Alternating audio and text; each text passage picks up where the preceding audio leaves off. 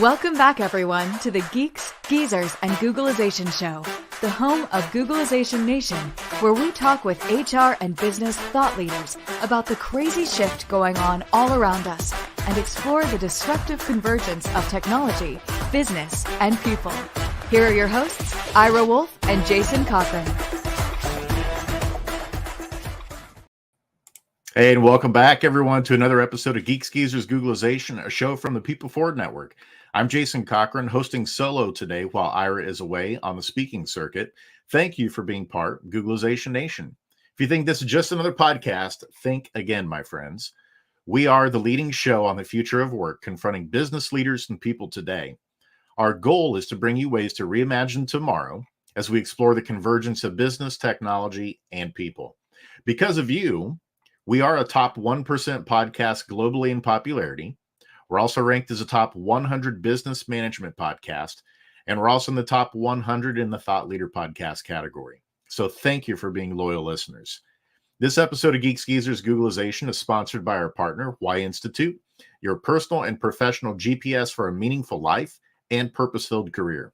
You'll hear more about the Y operating system and Y Institute later on in the show. Well, folks, today we are going to learn how to measure the value of organizational culture in the digital age. As you're going to hear in just a minute with our Perfect Labor Storm segment, we're still kind of living in the dark ages when it comes to accurately measuring and reporting on human capital, particularly culture.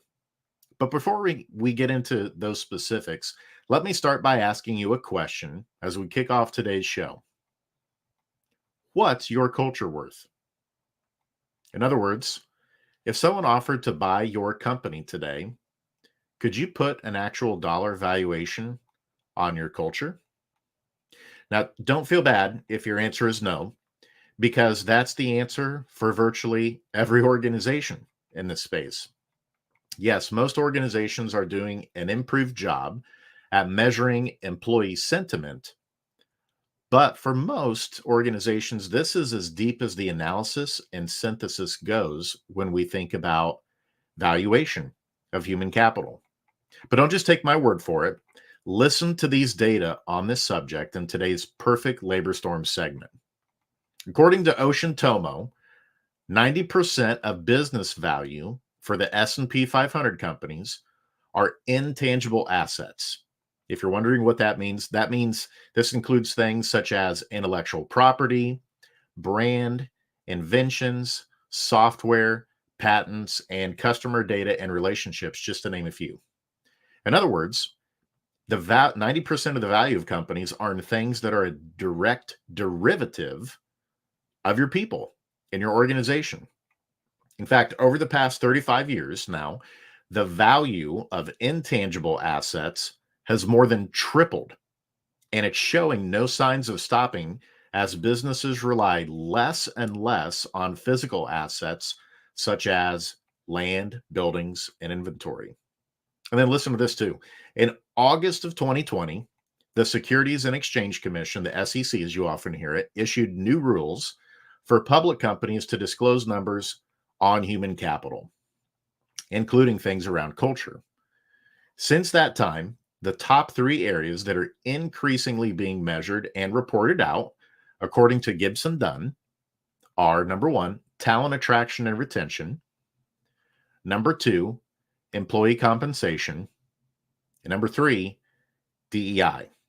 You'll notice that culture didn't crack the top 3 there.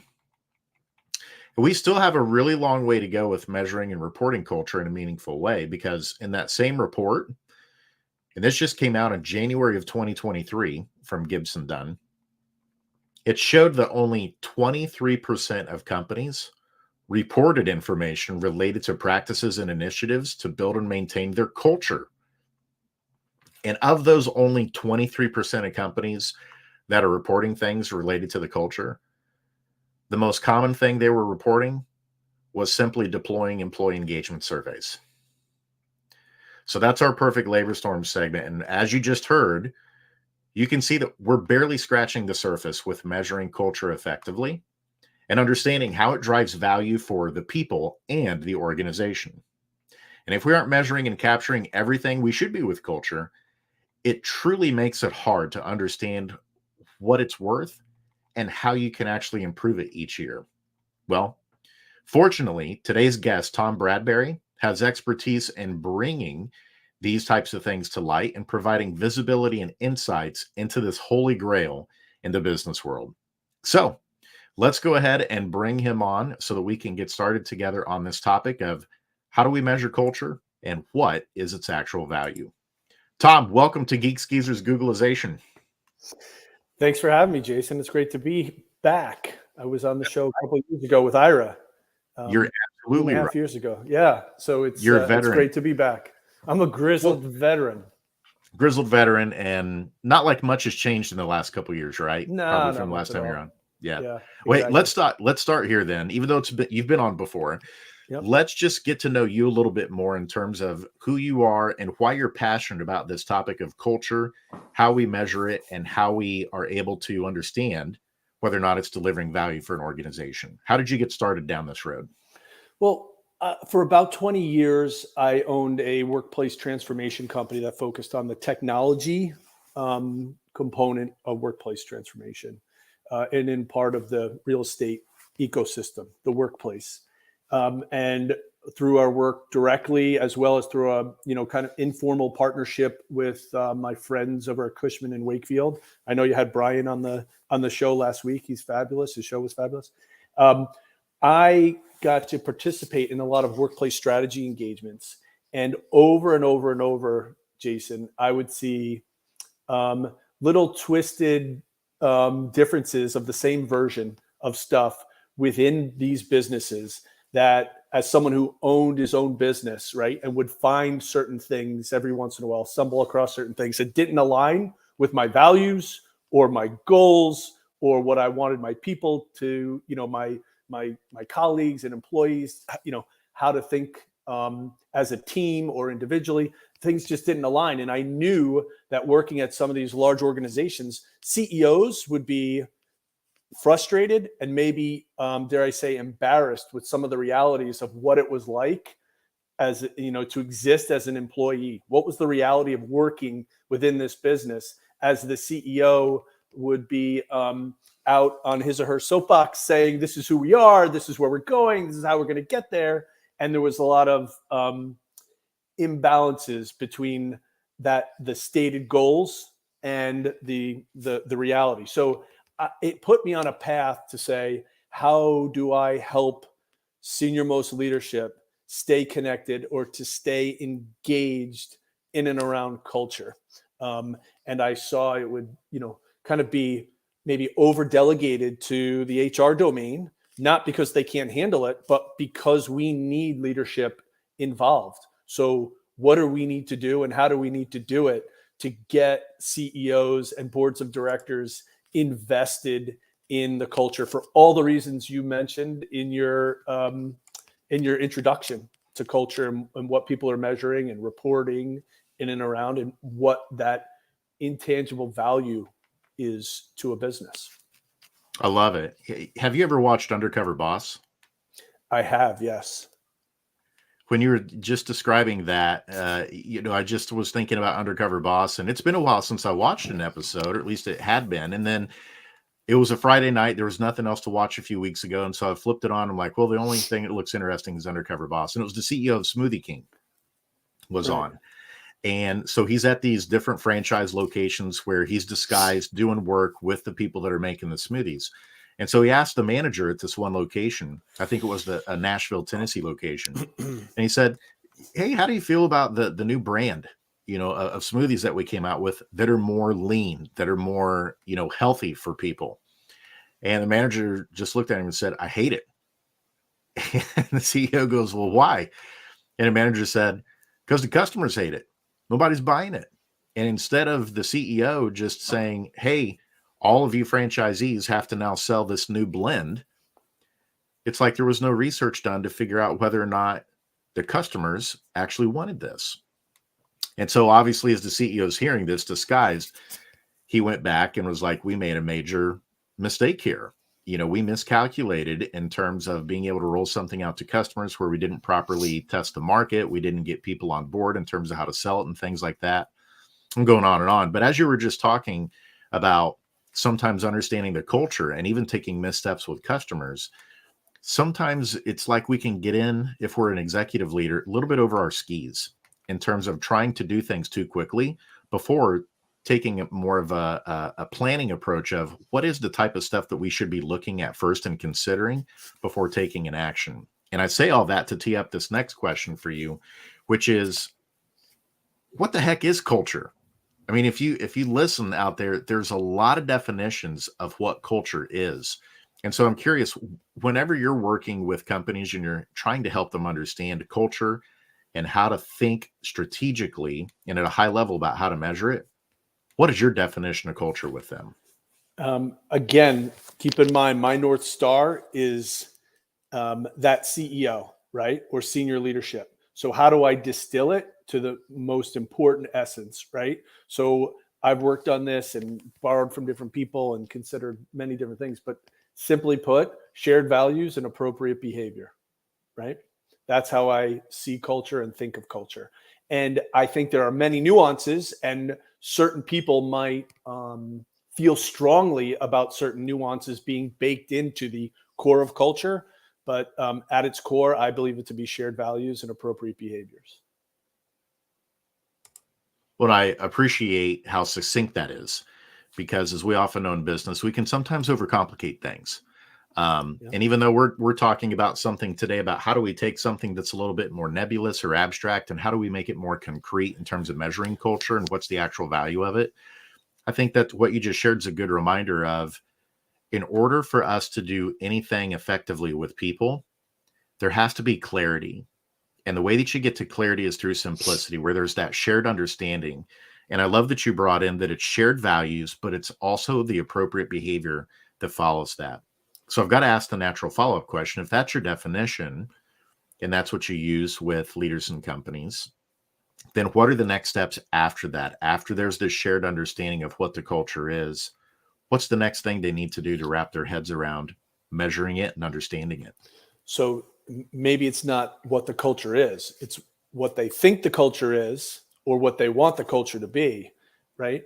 But culture is, as you know, a very holistic topic, right? With many different inputs. So we use a model that has 4 dimensions to understand and simplify the approach to bringing structure to culture, to start to measure it, right? And it's so once we get the data, collect data, and we're able to better define or baseline culture to understand where there are needs for improvements or evolution or clarity that CEOs and CHROs need to be aligned around in order to go address any areas of risk, as we say, organizational risk.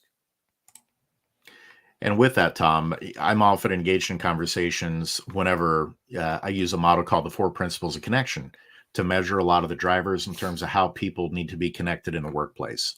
Mm-hmm. And one of the questions I often get from executives is, how do we compare to other people in the industry? I'm curious, in your work, is that something where you do try to provide like some benchmarks in terms of here's how you stack up with other businesses that are in this industry?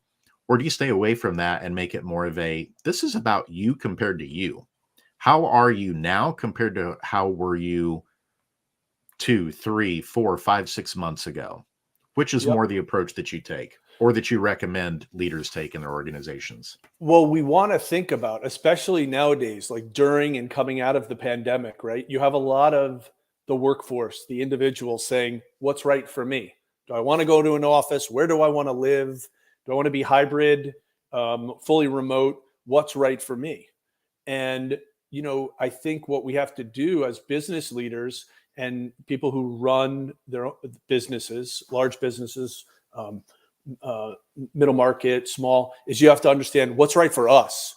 What's right for us as a business, based on who our customers are, what kind of products and services are we delivering, and what do we want? What do we think our culture needs to be in order to be effective given all those inputs, right, and realities. And you really have to figure out what's right for us. And part of it might be you want to differentiate yourself from another competitor. So there's a reality from being in a certain space, banking or tech, or some sort of consulting. But you also want to consider what's our little twist that we want to add to our culture, right? That helps separate us or differentiate us from our competitors. So to answer your question, I think that's where all businesses should be starting. And while I see some incremental change in thinking that way, still by and large, most businesses are not. They're, whether it be, do we go into the office? Do we not go into the office? There's more of like, putting your finger up in the air and saying, which way is the wind blowing, right? And kind of following that rather than saying what's right for us. I was shocked when doing some research for the show today, seeing the report on human capital disclosures that we're still only sitting at around 23% of companies that are measuring anything around culture, because it feels like we hear so much about this now. Maybe it's just because of the circles that we run in, the type of company that we tend to keep, but that still the vast majority, 3/4 of companies still aren't measuring culture in a meaningful way. And even the quarter of companies that really all they're doing is just simply an engagement survey, maybe once or twice a year, and that's the extent of it. So where I want to go with this next piece that I want to ask you is, you mentioned and referenced that when you work with the executives, you're helping them understand that there's 4 dimensions or 4 aspects of culture that they need to understand within your model. Can you help walk us through what those are and explain what those are? Sure. The 4 dimensions that we base our model on are leadership, and they're prioritized in this order, by the way.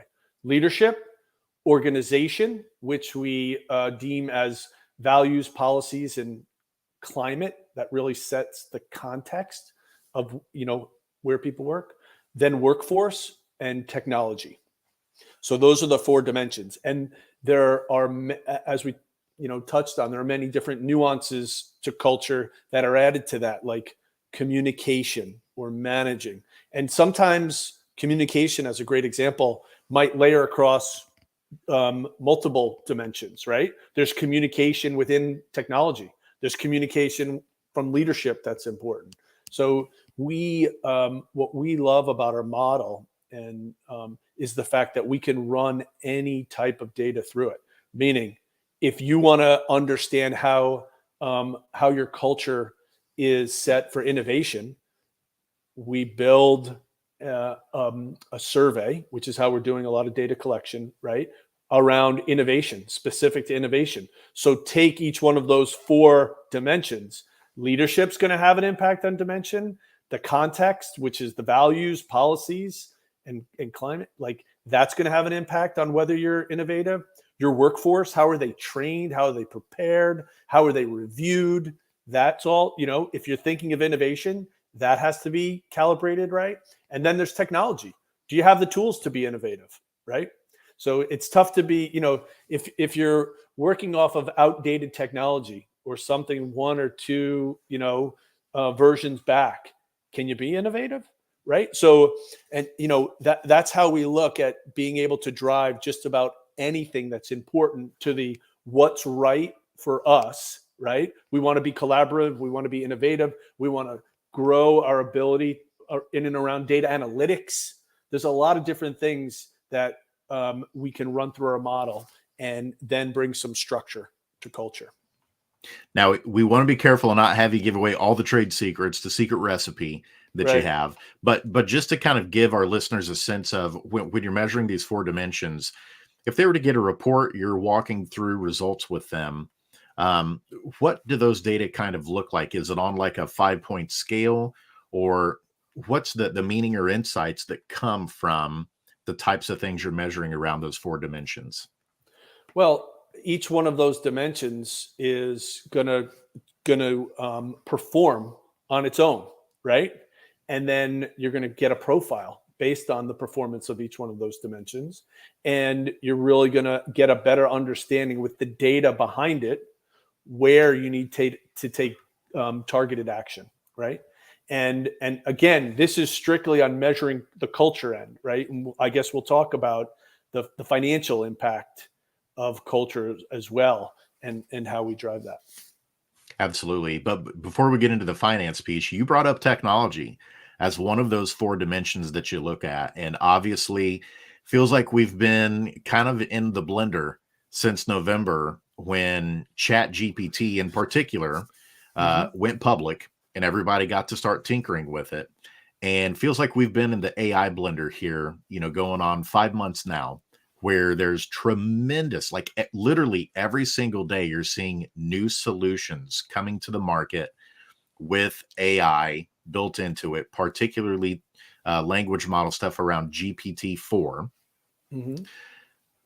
Where do you see the future headed when it comes to measuring culture and then being able to equate it to value being delivered for the organization and for people? Where's this headed, do you think? Well, I think we're going to be like, when you look at culture, it's very holistic, right? And we're going to have to look for different types of things, like employee engagement, like digital experience, like financial, data. And we're going to have to figure out how we're tracking behaviors and sentiment through data, and using AI to identify the matches between certain types of data with certain types of sentiment, right? And so that's where I really think it's going. Specific to Chat GPT, I think there's a lot to learn. I know everyone's rushing, to say we leverage Chat GPT, and they're using it in a much more sophisticated search layer than it's been than we've had in the past, like integrated with different offering services and products. So that's really where it's starting. And then, at the same time, we're trying to understand, what can we use, like other than survey data, right, to learn about culture. And I know there are a lot of people who talk about, or a lot of solutions that talk about, kind of listening, employee listening, right? And that teeters, like the real version of that kind of teeters on, privacy issues, right?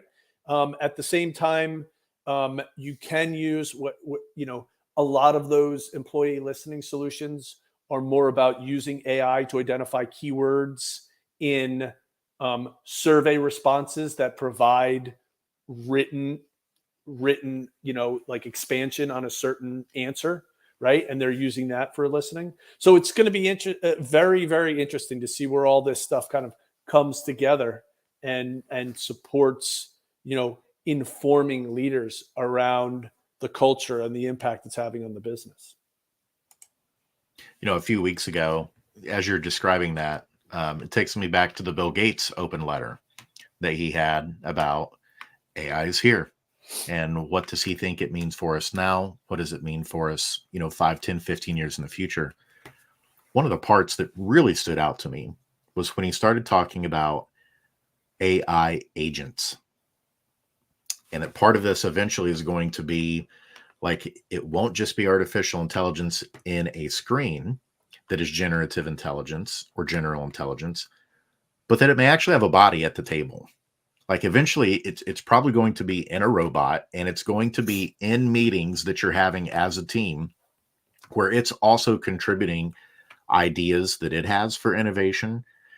And it's going to have all the analytics in real time, basically in its brain, where it's going to be able to deliver those types of insights.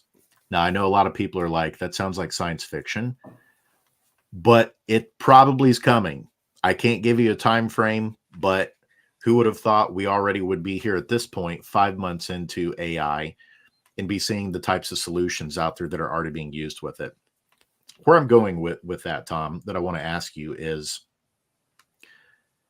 if that is the future, where we are going to have humans working in symbiosis with robots that may have bodies that are actually at the table that are contributing thoughts and ideas as well, where do you see that influencing culture or how we measure culture? Yeah, I mean, I understand where you're going with that. My brain goes maybe a step before that, maybe a step and a half, which is this idea that, this chat GPT, like becoming more available to the public and into, and its influence and integration with like Microsoft and Copilot, et cetera, right? Really offers a glimpse of the power and how it's used. In a lot of ways, I think of the first step of this culture is, and I know, especially in and around workplace conversations, Elon Musk isn't the most popular person, right? In how he entered the Twitter ownership, but I bring him up because of his I don't know if pleas, but his recommendations that we really look at and understand AI and some form of governance around it before it grows into things, not before, so it stops going in the direction that you just brought it up, but that we understand its impact on humanity and things like work and life in general. So I feel like that's going to be a big push and pull, is how it seeps further and further into our lives, specifically in this conversation, work, and what we do about it from a governance perspective. Do we just let it go, right? Or do we kind of put some rails on it, right? And then understand the impact. Even baseball, right? Using statistics, and you had the shift. They started to see the impact that it was having on the game and the results. And this year they changed the rules around the shift, right? To limit it. And that might not be a 1-for-1, but the shift was part of the data analytics and the progression of the game and how you manage the game. But then they saw what it was doing and they used some governance to bring it back. So that's where I really see the conversation as both interesting and extremely important in the short term. You're muted. Yeah, you go. Yeah, and you brought up baseball, Tom. So we got to go there because I'm a baseball guy. Gotcha. And one of the other major changes too is the pitch clock, Mm-hmm. right? That now they've instituted this to try and speed up the game, and we're already seeing a lot of changes in terms of the total amount of time that it's taking for a game to complete. It's gone from like over 3 hours. Now it's down to like around 2.5 hours. So it's saving like 30 to 40 minutes per game. When you're working with organizations at broad gauge and you're giving them clarity on what their culture is and how to measure it, what are the biggest benefits that they report that they're seeing in that work as they're working on their culture? Yeah. First off, I love the example of the pitch clock, right? As it pertains to senior leaders who have thought a certain way and kind of approach things a certain way, right? And then when the data comes in and you take measurement and you show them what type of organizational risk and where that organizational risk lies within their business, and you propose new ideas, i.e. like the the pitch clock in baseball, right? And how it can impact them. And the data and understanding their culture in more tangible terms really positions them to listen differently and think about it differently. And so that's what we rely on, is the data.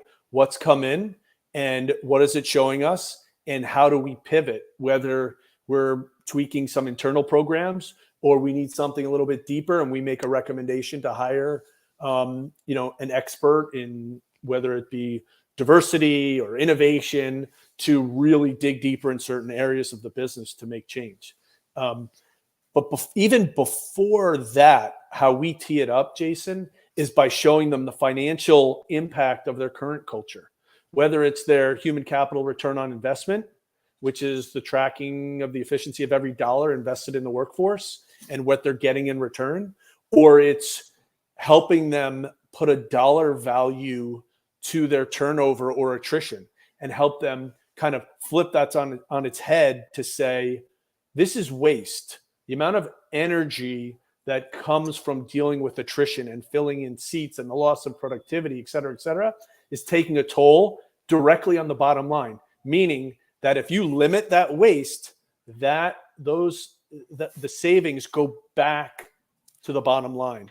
And that gets the attention of CEOs, CFOs, and boards of directors and CHROs to say, now we're better positioned to think about how and why we make investments. So if I can go to someone and say, if you keep 10 more people than you did last year, you can put $2.5 million back to your bottom line based on these ISO supported calculations, right? Now, all of a sudden, a CEO is thinking, wow, I can put up to $2.5 million. How much would I then invest to get that back to the bottom line? So we trigger the conversation that way and then follow up with the measurement of culture and then make recommendations that are aligned. And that's how we're gaining alignment with C-suite leaders. Perfect. And we're going to take a quick 2-minute break here to hear from our sponsors. But before we do, just as a comment to what you just shared there, Tom, it's alarming sometimes how often organizations don't know how much turnover is costing them financially. So even when they're tracking it. Even when tracking it. Exactly. Yeah. Like that there's not really a firm understanding of when a separation happens, what are all the expenses and costs incurred and how long does it take to recoup those before you're back in the positive side again for that particular position or that particular person that's been replaced. But on the front end, it seems like things are always very good in terms of new revenue generation and things like that. But definitely on the other side, when we're trying to measure those things related to attrition, definitely some room for improvement, like you said. But we're going to take a quick 2-minute break. And when we come back from the break, Tom, what I want to get into before we get into the hopes and fears and the lightning round segments, just to kind of put a bow on what we've been talking about here, I'd love if you could just share a few examples of some insights that have been gleaned from this work around the 4 dimensions and the type of decisions that helped executives make to improve the culture or improve the valuation of the company and how maybe they were equating it to financial dollars of how it made, improvement for them. So stick with us. We'll be right back after this short message from our sponsors. And we'll be back with Tom Bradbury. Hang in there. For most of us, change is freaking terrifying. And unfortunately, there's no app to adapt. That might change in the not so distant future. But for now, we're on our own. That means we can either accept our default future or reimagine our tomorrow. For those of you who choose default, good luck. Just remember, there's no pause button for change. You can't turn back the clock. And there's no get out of jail free card in this age of perpetual uncertainty. Like it or not, change will happen all around us. And that change is not becoming just more disruptive and frequent, but volatile, uncertain, complex, and ambiguous, or VUCA. Fortunately, you can make change work for you and turn it into your personal and competitive advantage. Reimagine your future to one in which you're living with purpose, you're happy, and you're growing, thriving, and flourishing. If you're ready to rewrite your next life chapter and regain control of your destiny in this never normal world, your journey starts here. Contact the leader in adaptability and making change work for you, your team, and your organization. Ira S. Wolfe, adaptability.expert.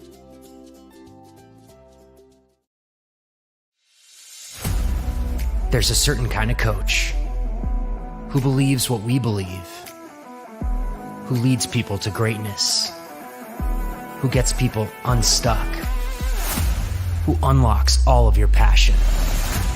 A coach who helps people discover what drives them, to tap into their superpowers. That knowing your why is the first step to untap potential, to focus, to breakthroughs. A coach who's looking for a better way. Are you that coach?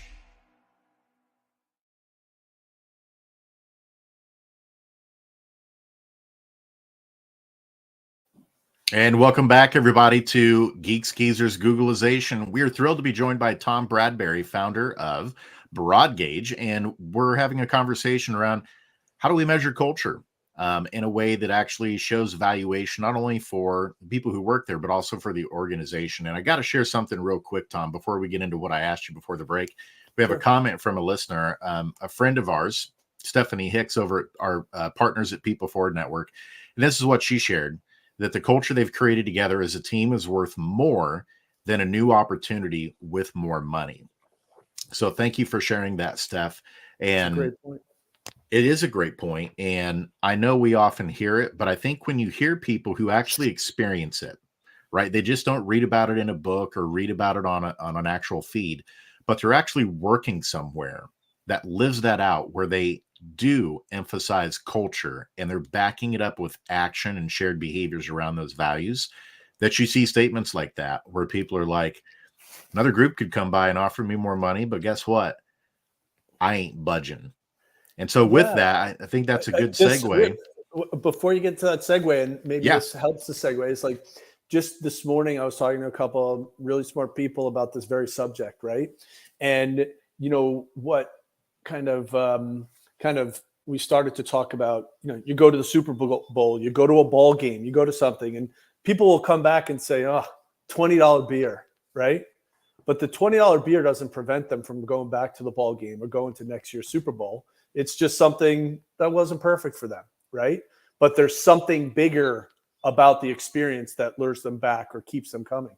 And I think that's the same way in and around culture and working for a business, right? And that's why we prioritize things the way they are. Like, too many executives sometimes take the easy or more fashionable way of buying new laptops or understanding if they like the benefits, right? Health benefits, which are important aspects of work. But most of the time, if it's a great culture, someone doesn't leave because of a new, they didn't get a new laptop or the benefits aren't as good as somewhere else, right? And I know plenty of examples where people, left places that had better benefits to go to a business that had a better culture, right? No doubt about it. And I think I think it's easy to become numb when hearing those things, but these are people's lives. And I think more people now, they really are thinking about where they're devoting their time, energy, and resources more than ever before. And that work really is more than just about money. And it is about the culture, that there is some kind of a value exchange there that happens. And so kind of segueing off that, what you just shared, and thank you, Steph, for sharing your sentiments on that with People Forward Network, is, Tom, there's this holy grail of how do we connect then? We know culture is important. How do we connect it to, is it actually driving value? What do those conversations look like that you're having with executives? And what are they wanting to see that's indicating to them, okay, what we're working on here, these 4 dimensions, these are the things I'm looking at where it's actually creating improvement in terms of value for our people and the organization? Yeah. So I would say kind of, changing how we look at the data, the financial human capital metrics, right? Taking something and showing a CEO who used to be the CFO or, has that, ability to understand financial metrics very well, like showing them how human capital ROI works, right? As an indicator, showing them how much attrition, as we talked about, how much it's costing them. And if they addressed it and made investments appropriately, how it could return money and boost corporate performance. Like kind of, like changing the paradigm a little bit to get them to think about it and look at it a little differently is a big eye opener. And then even with some of the dimensions, specifically technology, I had 2 CEOs so far in conversations this week to say to me, wow, I never thought about technology. I never looked at it through this lens, but you're right. We don't think about it. We think about it, as making sure it's reliable or working or meeting our goals and compliant. But at the same time, it's so pervasive and it's such an important part of our day. If it's not working well, right, or not, there's some user experience deficiency, what a drag it can have every day, on people and have an impact on their on how they feel about at work. So just taking different things and posing it a little bit differently in those ways gets senior leadership's attention. And I think that the back half of your question, or maybe some specific things that we've uncovered for CEOs and leaders, and kind of showed them how they could think about it differently. So a few that come to mind is, in many cases, employees don't feel real comfortable being honest on surveys, right? And in some sectors, whether it be smaller businesses or in healthcare, there's like this overriding concern, right, about being identified as someone who wasn't positive. And we had one client where the data came back and really showed, we kind of triangulated it between our culture data and measurement, the impact attrition was having. They had a high rate of attrition in 2022. And then third was we added the ENPS score to kind of show them, why, the data was showing, and it kind of validated the fact that the data was kind of too high, right? Where people weren't. What does that mean? So this happened while we were baselining the organization, right? And where we look for like more broad themes to kind of take the temperature and understand how we make recommendations to a CEO. Let's do these things and start to build confidence in what we're doing so that you can communicate what you found and you can start to demonstrate investments where people say, oh, what I say, what I offer counts. They're trying to improve. So in this case, what we did was make the recommendation that, the next component of survey that we're going to measure as part of their culture, we gave them two options. And what we're saying now is, let's send this out as a poll to employees. What should we measure about our culture next, right? And let them speak and find out what's important to them and then go with it, right? And make that a more transparent process, and then help them be more comfortable in giving feedback, especially when it's critical, right? You're going to get better input. So that's a big recommendation, and that type of observation and recommendation is not something that's few and far between, right? Especially if you haven't tended to culture in a while, getting people to participate in what you need from them in order to make the culture better is huge. Another recommendation we made recently was, after observing through our dashboard the impact culture was having through tenure, right? Where there was a specific group at this business that was typically comprised of people, closer to the start of their career, right? And they thought about it in terms of like Navy SEALs training, right? They even kind of rationalized it, but they were getting hit hard with turnover in this group. And what we did was, by kind of pinpointing on this department and then flipping through the tenure filter, we saw that in year 2, how the perspective on culture plummeted, right? And the recommendation then goes back and says, let's lean into this. Let's make this a program where people come here for these types of reasons to build a strong foundation to their career. Let's make it more about their career than the job, right?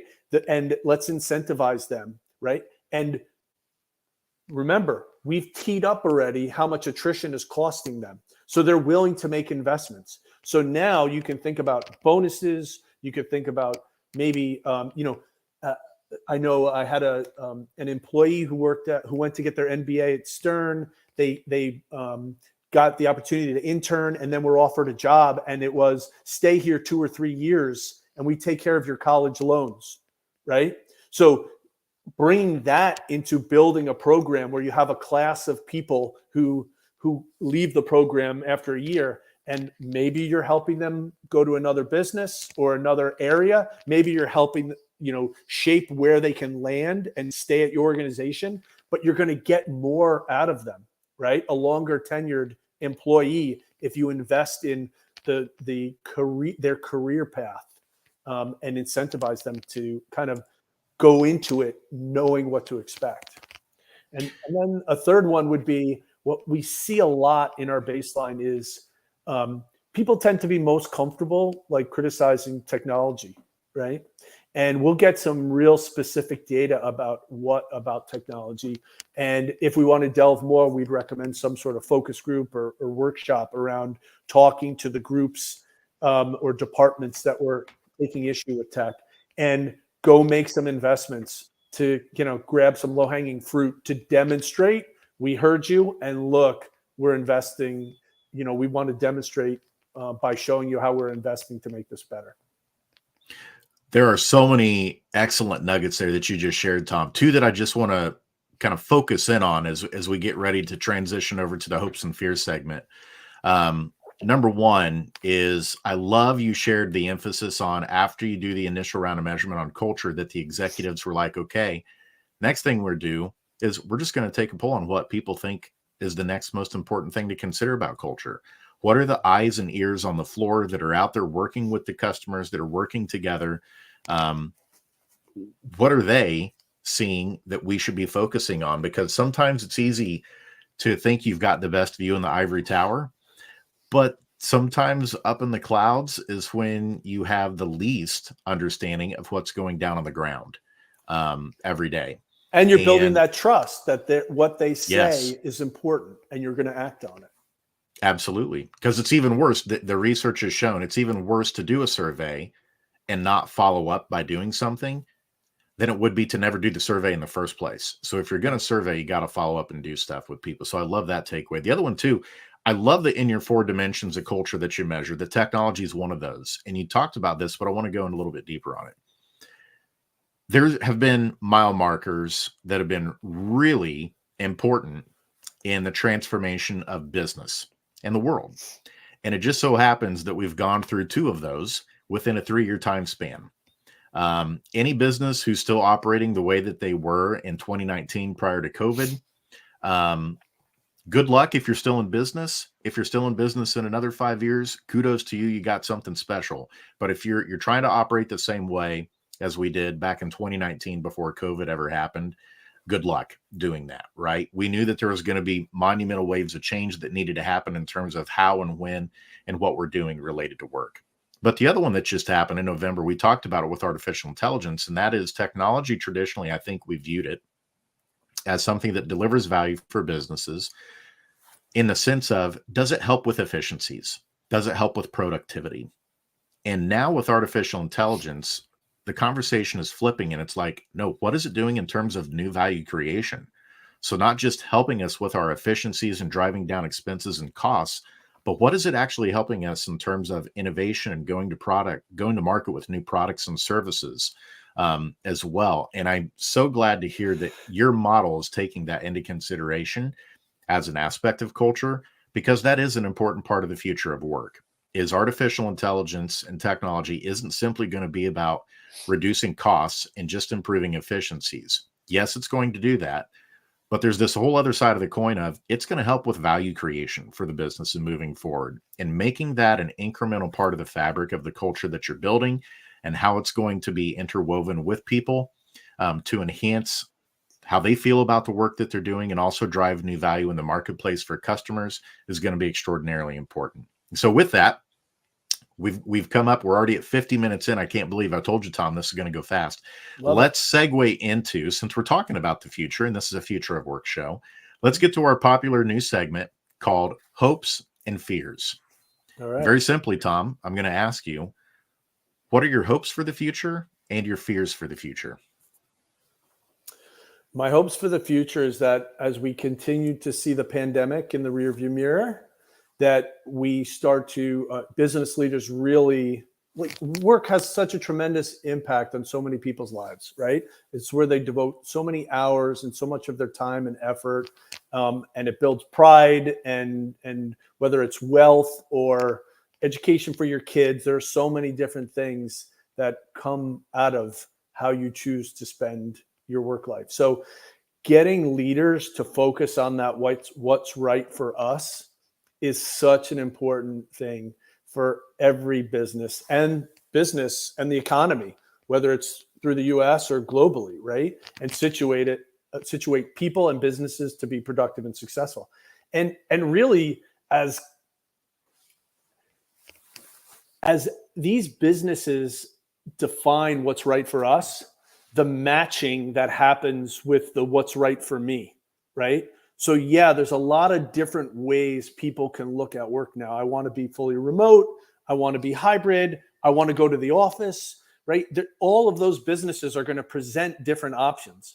So I really like the idea that as we get away from the pandemic and the workplace activism maybe calms down a little bit about how everyone should be able to work wherever they want, and there just starts to be an understanding of, I want to be fully remote and I want to live in Idaho, but I can work for this or that type of business who has figured out what's right for us. That's a match for what I want to be doing and where I want to be spending my life. So I hope that continues to progress, and we, and I also hope, and I think this is a direct or indirect input to all this stuff, is politically, we find kind of more topics to agree on, right? And that has an impact on our lives and working and our families, et cetera. I love it. The fears, I would, I fear that we don't find the common ground, here in the US and globally to agree on things and move forward.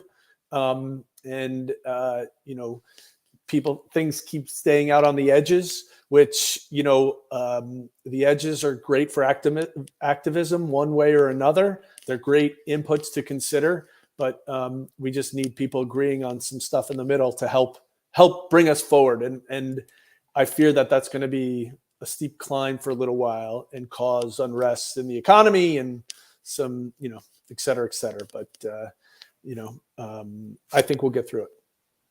I love it. Absolutely. And with that, Tom, we're going to segue into the final segment, which is the lightning round segment. I'm going to just send a few questions your way here to get to know you a little bit better on a personal level. Sure. So let's start with this one. How about a favorite band or a favorite song?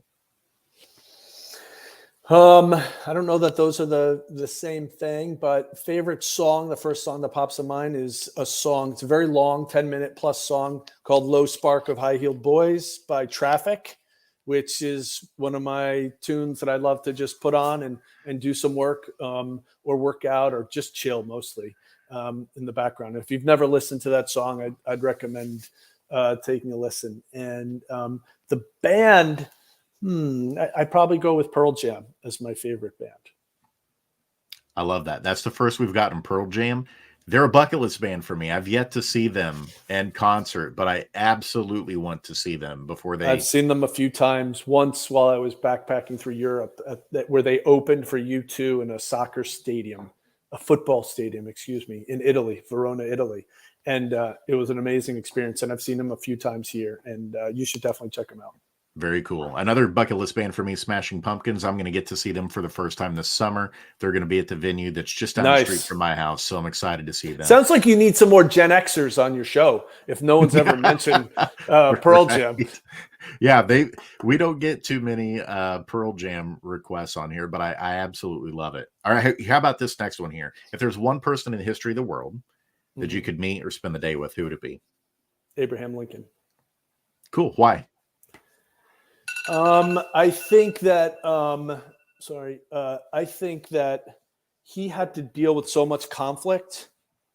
So it would be amazing to understand how he navigated that, and just be able to talk to him. Like, he navigated with such grace, such, great things he was looking to solve for, but also some difficult realities in and around what he was trying to solve for that he had to really tackle, right? Like, there's whatever, I don't have to go into details around that, but Abraham Lincoln, to just understand what he dealt with and how he dealt with it with such grace.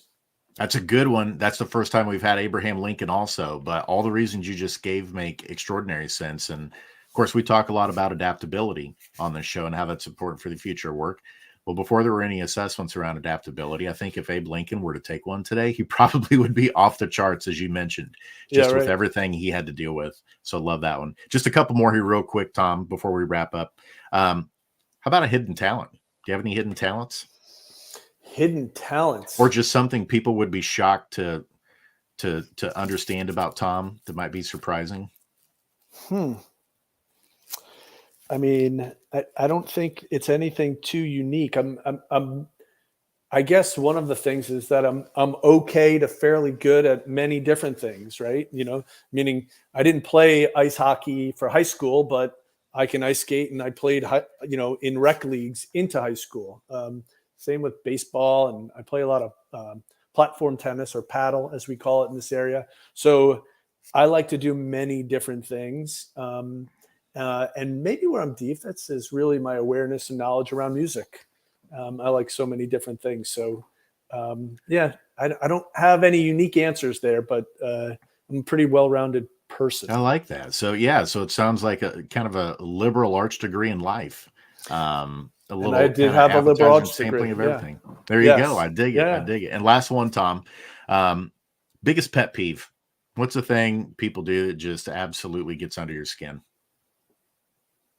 When they don't care about something that's important, that's obviously important to someone else in front of them, right? Whether it's during, a client service interaction or dealing with one of the kids. Like, no one can be perfect around this stuff, but when something's so obvious that something means something to them and is responded to in a way that kind of, is too flippant, that drives me nuts. A+. You pass with flying colors, my friend. Oh, thank Great you. job on Thank the you. lightning round. And so we want to thank you, Tom, for being with us today and delivering all these insights on how we measure culture. What's it look like in the future as we consider artificial intelligence, and how does it actually connect to valuation, dollars and cents? That's the direction that we're going, and you helped us get there today. Again, the name of the company that Tom's the founder and CEO of is Broad Gauge. You can find them at Broad, and then there's a hyphen, gauge.io. To learn more about the work they're doing around culture.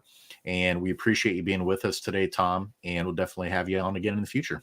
Thanks for having me, and I loved every minute. Awesome. See you next time, Tom. See ya. So we covered a lot, everybody. We're here at the top of the hour, but hopefully you got some really good highlights and nuggets here of what does it mean to measure culture? How do you go about doing it? How do you connect it to the dollars and cents evaluation? Highly recommend that you go check out Tom's website at broad-gauge.io to learn more, because he really is stepping into the space and kind of providing the holy grail of how do we connect culture to actual dollar valuation in terms of what it's doing for people in the organization. We want to thank our partners and sponsors at Y Institute for this episode of Geek Geezers Googlization. We will be back again next week. With another live episode, same day and same time, Wednesday at 1:00 Eastern time. But if you haven't had a chance to like and subscribe to the podcast on your favorite platform, please do so. That'll keep you in the know, and it also helps us as well to make sure that we're continuing to provide you awesome content every week. But until next time, I'm Jason Cochran signing off, and we will see you next week, Googlization Nation. And so remember, don't let the shift hit your plans.